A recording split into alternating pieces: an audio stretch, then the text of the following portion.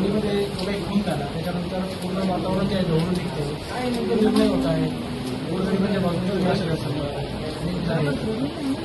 शिर्डीमध्ये जी घटना घडलेली आहे ती अत्यंत दुर्दैवी घटना होती. नियमाप्रमाणे आणि माझ्या कार्यपद्धतीप्रमाणे जे आरोपी आहे त्यांना आम्ही अतिक्रमणाची नोटीस आज सकाळी दिलेली आहे. 1 आठवड्यामध्ये जे ते घर आहे जे अतिक्रमणामध्ये ते राहत आहेत त्यांनी ते मोकळं करणं अपेक्षित आहे. 1 आठवड्यानंतर JCB घेऊन ते घर पाडलं जाईल हे मी शिर्डीच्या जनतेला सांगू इच्छितो. या मतदारसंघामध्ये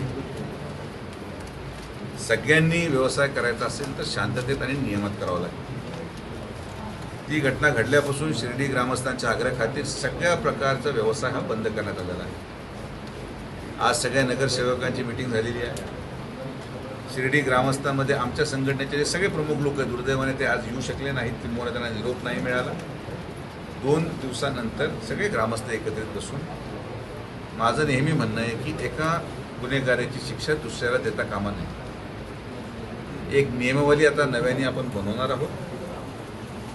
त्या नियमामध्ये त्या निकषामध्ये जे लोक बसतील त्यांनाच एक ठराविक स्पेसिफिक लोकेशनला व्यवसाय करायची परवानगी आपण द्यायचा निर्णय घेणार आहोत.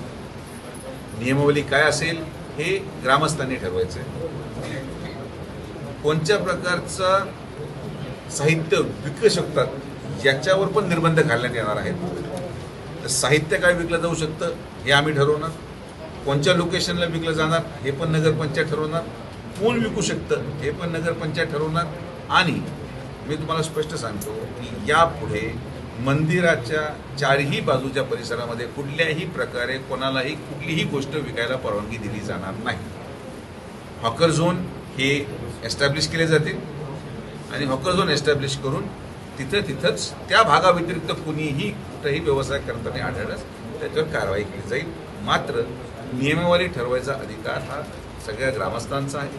ते बसून ठरवतील आणि मग त्यांची नियमावली ठरल्यानंतर ती प्रक्रिया पुढे जाईल.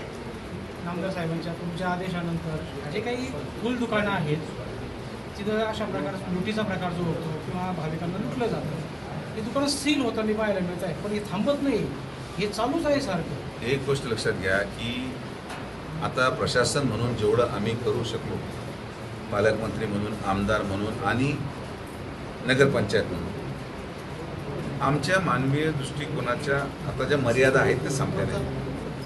जोपर्यंत संस्थांवर आता विश्वस्त मंडळी येत नाही आणि विश्वस्त मंडळ येऊन संस्थानच गोष्टींवर निर्बंध घालत नाही तोपर्यंत या गोष्टी थांबवणं आता शक्य नाही.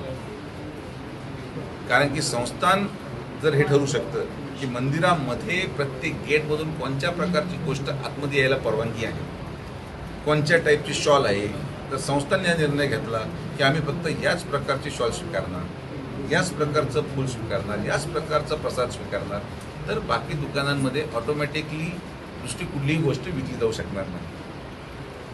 मंदिराच्या दरवाजावर ज्या प्रकारचं दर्शनामध्ये धानली होते त्याच्यावर निर्बंध नाही. तर आता मी पण थकलेलो आहे. लवकरात लवकर विश्वस्त मंडळ यावं आणि त्यांनी आता हा सगळा जो काही इतर कारभार आहे तो हातात घेऊन हे सगळ्या गोष्टींवर निर्बंध आणावेत ही माझी माफक अपेक्षा आहे. आणि ती गोष्ट मला वाटतं माननीय मुख्यमंत्री महोदय लवकरच करतील. आता सर्वात महत्त्वाचं म्हणजे तुम्ही असा नामदार साहेब असेल यांच्याकडे फुल हा प्रसाद बंद झाला होता. तुमच्याकडे ही लोकं येतात, तुम्हाला त्यांच्या अडचणी सांगतात, त्यानंतर आपण तो निर्णय घेतो. मात्र हा निर्णय घेत असताना ज्या पद्धतीनं लूट होते 200 रुपयाचं सामान 4.5 त्याच्यावर निर्णय असा होणार आहे जेव्हा ग्रामस्थांना मी आता सुचवलेलं आहे की यापुढे या तारखेपासून जो व्यक्ती लूट करताना सापडला त्याच्यावर गुन्हा दाखल होणार नाही. तो ज्या दुकानातून त्यांनी ते सामान आणलंय हे सगळं करायला त्या मूळ दुकान मालक आणि जागा मालकावर गुन्हा दाखल केला जाणार हा निर्णय आम्ही घेतलेला आहे. कारण की नुसतं गरिबांना पकडून चालणार नाही. गरिबांना या गोष्टीसाठी प्रवृत्त करणारे जे पडद्याच्या पाठीमागं मोठे खिलाडी आहेत यांच्यावर आता गुन्हा दाखल करायचा निर्णय झालेला आहे. येणाऱ्या कालावधीमध्ये या नियमावली जाहीर केली तर हा निर्णय त्याच्यामध्ये होईल आणि मूळ जागा मालकावर गुन्हा दाखल झाल्याशिवाय हे थांबणार नाही. 2 दिवसापूर्वी आमदार साहेबांनी सांगितलं की शिर्डी हे देवस्थान आहे, मात्र शिर्डी परिसरात अंमली पदार्थ तस्करांनी उच्छाद वाटलेला आहे. काय वाटतं, कसं बघतं दादा सगळं? पोलीस प्रशासन काय करतं एवढं मोठं department आपल्याकडे? मला असं वाटतं की जेवढं सक्षम पद्धतीने मी आवर्जून सांगतो आणि मी या गोष्टीवर पूर्णपणे ठाम भूमिकेत आहे की तितकं चांगलं काम या शिर्डीमध्ये पोलीस डिपार्टमेंट करतंय. कोणत्याही तालुक्यामध्ये तितकं चांगलं काम होत नाही. समाज बदलत चाललेला आहे, लोक बदलत चाललेले आहेत, लोकांच्या मागण्या आणि विचार बदलत चाललेले आहेत आणि त्यामुळे प्रत्येकावर निर्बंध घालणं हे शक्य नाही. पण माझं व्यक्तिगत मत आहे पोलीस प्रशासन अतिशय योग्य काम करते. शिर्डीपुरतं मी बोलतो, म्हणजे राहत्या तालुक्यात मी सांगू शकतो की चांगलं काम करते. आणि आपण जर पाहत असाल तर ही जी घटना घडलेली आहे ही 2 महिलांमधल्या जागेच्या वादावून झालेली घटना आहे. पण ज्या प्रकारचं शिर्डी आपण वर्ष 1.5 वर्षापूर्वी पाहतात, आज त्याच्यामध्ये परिस्थिती बदललेली आहे. पण आता यापुढं परिस्थिती बदलायची असेल तर विश्वस्त मंडळ आलं पाहिजे. आता आल्याशिवाय मला वाटत नाही की मी काही वेगळं याच्यामध्ये अजून करू शकतो. मी देखील एक मनुष्य आहे. माझ्या हातात जेवढी ताकद आहे तेवढी पूर्ण लावून मी 100% गरिबांच्या बाजूने आहे. पण ग्रामस्थ आणि सर्वसामान्य माणसाला एक संकट ठेवून आपल्याला पुढे शिर्डी घेऊन जायची आहे. दारू बिबट्या दिसला की आश्चर्य व्यक्त केलं जायचं, मग आता कुत्र्यासारखे बिबटे दिसायला लागले. नाही, आता हे पहा, दुर्दैवाने दुष्काळाची परिस्थिती फार पाऊस उशिरा पडल्यामुळं, पाणी कुठंतरी जंगलामध्ये कमी असल्यावर, पाणीचे स्तोत्र कमी असल्यामुळं जे काही जनावर असतील ते दुर्दैवाने आता गावांकडे वळालेत किंवा पाण्याच्या स्तोत्राकडे वळालेत आणि म्हणून या प्रमाणाच्या घटना वाढत असाव्यात. केंद्र शासनाला मी विनंती अगोदरच केलेली आहे की याची जी कॅटेगरी आहे ती बदलावी. आता शेवटी मी मागणीच करू शकतो, याच्या पलीकडे अजून काय केलं पाहिजे.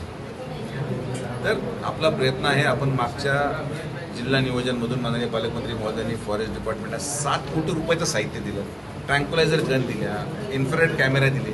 आपण शासनाला इक्विप करू शकतो. पण जसं मी म्हणतो सगळ्यांना धरून चालावं लागतं, तर बिबटे पण धरून हळूहळू पुढे चालत राहू. काय करायचं? दादा, पथविक्रेत्यांचा निर्णय किती दिवसात होईल तरी साधारणतः? पथविक्रेत्यांचा निर्णय किती दिवसात होईल? ग्रामस्थांची भूमिका काय नाही? ग्रामस्थांची भूमिका, ग्रामस्थांनी मिटिंग घ्यावी. मी त्यांना विनंती केली की 1 आठवड्याच्या आत तुम्ही मिटिंग घ्या, फार प्रदीर्घ काळ लांबू नका. तर मला वाटतं की आठवड्याभरात ग्रामस्थांनी नियमावली बनवल्यानंतर ती नियमावली आपण देऊ, त्याची अंमलबजावणी होईल. आणि आता आम्ही घाई करणार नाहीये. सगळ्यांना विश्वासात घेऊन वन्स अँड फॉर ऑल हे झालं पाहिजे. प्रत्येक वेळेस बंद करा चालू करा, बंद करा चालू करा, हे चुकीचं दिसतं.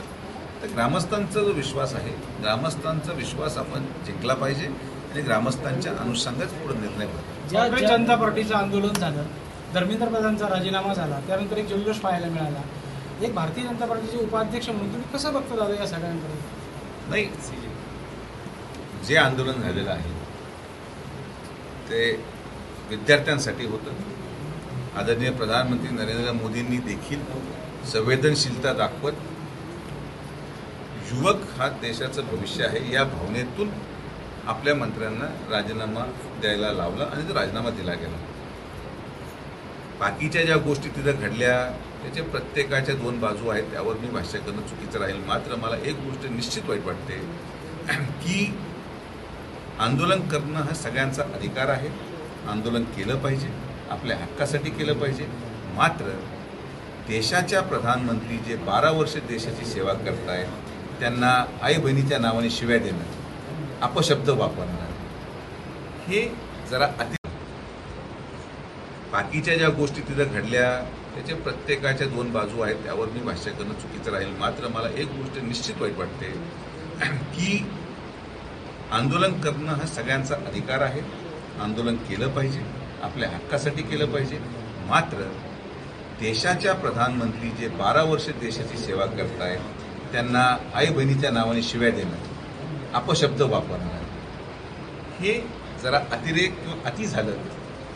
अतिरेक म्हणजे मी अतिरेक कोणाला म्हणत नाही, जे काही कोणी म्हटलं असेल तुम्ही परत माझे शब्द घुमवतात. म्हणजे ज्या पद्धतीने प्रधानमंत्र्यांना खालच्या पातळीवर शिव्या दिल्या गेल्या, ज्या पद्धतीने प्रधानमंत्र्यांच्या बाजूने पोस्टर बनवले गेले, हे मला योग्य वाटलं नाही. आंदोलन सरकारविरोधात करा, तुमची भूमिका असली पाहिजे. तुम्ही सरकारला वाटेल ते बोला.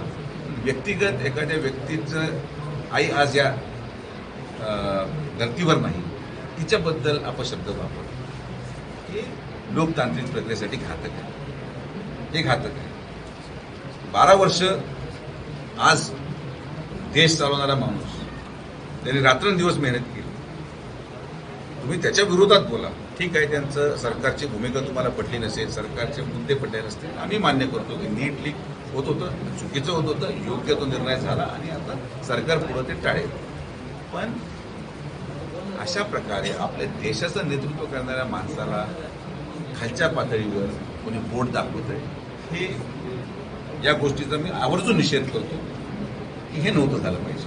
दिल्लीनंतर महाराष्ट्रात झालं, मुंबईला झालं, ठाकरे पण बोलतात त्याच्यामध्ये. एक राजकीय म्हणून कसं वाटतं? त्यावर आता ऑलरेडी फडणवीस साहेबांनी उत्तर दिलेलं आहे की त्यांना कुठंही जुन्या कालावधीमध्ये कुठलाही आनंद साजरा करायला मिळाला नाही. या निमित्ताने त्यांना आनंद साजरा करायची संधी मिळाली.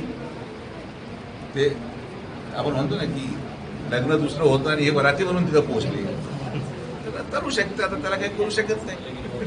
शब्द ज्या कारणास्तव पतविक्रेत्यांवर बंदी घालण्याचा निर्णय घेतला, मोठ्या प्रमाणामध्ये गुन्हेगारांची या पतविक्रेत्यांमध्ये घुसखोरी झाली आणि आता तुम्ही जो हॉकर झोनचा निर्णय घेताय, तिथंच सगळे पतविक्रेते गोळा होतील आणि तिथंच धंदा करतील. आता त्या ठिकाणी पण हेच लोक तिथं जमा होणार, तर त्याबद्दल कसं त्यांना नियमावली बाहेर येऊ द्या.